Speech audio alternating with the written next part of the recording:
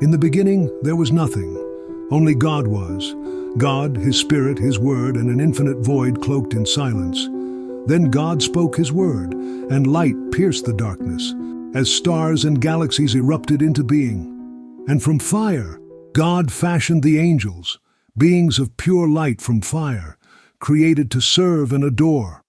God created the angels in many forms, shapes, and sizes, and with specific duties. God's first command to the angels was simple: "Stand according to your ranks," He said.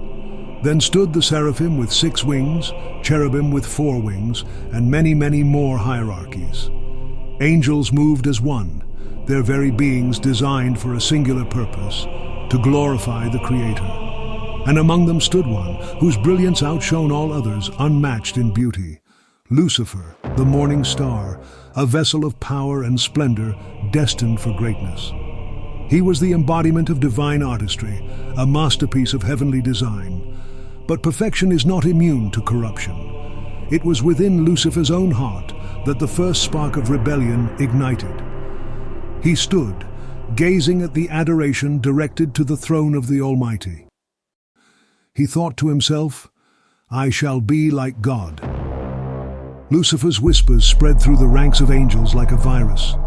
The light within the heavenly host dimmed, one by one, as the infection spread.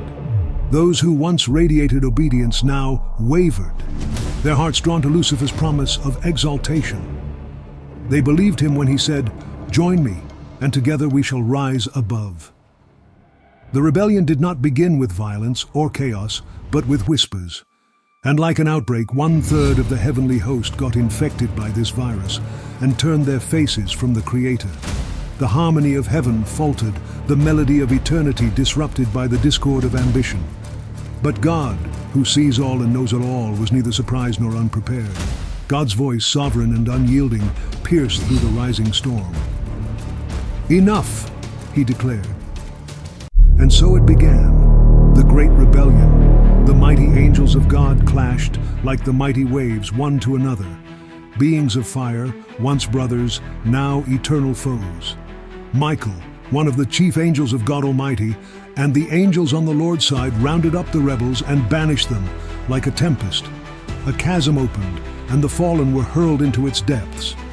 Lucifer, the morning star, and his followers screamed as they fell, their radiant forms twisting into darkness, and heaven mourned their loss. And the great dragon was hurled down, that ancient serpent called the devil, or Satan, who leads the whole world astray. Revelation 12:9-13. But the story was far from over.